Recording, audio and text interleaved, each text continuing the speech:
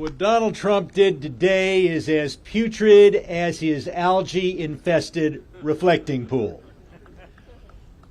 But I saw him do this a year and a half ago.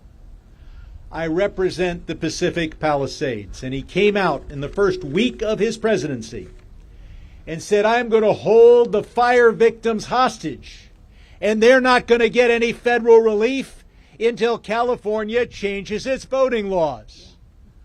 We said no, and he went on to something else.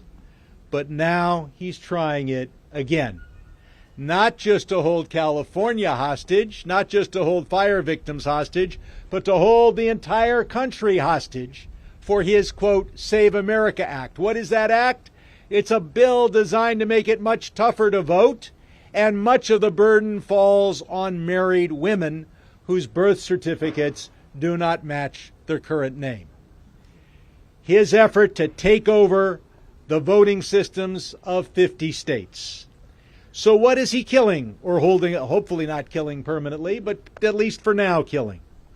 A bill to make it possible to acquire a home by providing for more construction and changing the permitting process across this country, by allowing manufactured housing and modernizing those rules for the first time in over 30 years, and by limiting corporate ownership of houses that would be rented but not sold to homeowners. And a bill, I said I meant represent the Palisades, to reauthorize the Community Development Block Grant Disaster Relief Program that needs to be the program to provide aid to the victims of fires in Altadena and the Palisades and victims of disaster in Texas and North Carolina and so many other places. So he's holding that hostage, but he's doing more, worse. He is, because my bill is included in this, and that is the Housing Unhoused Disabled Veterans Act.